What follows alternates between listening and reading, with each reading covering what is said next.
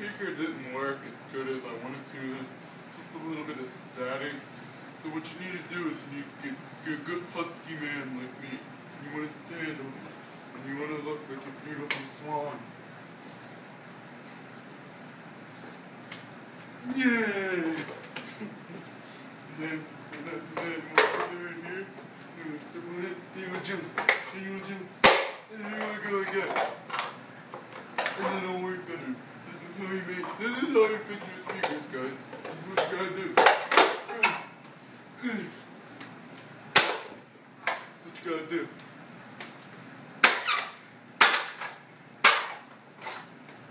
I see the problem all along. Here, what happened was, is that when I was playing it, what really was wrong is I tried to fix it.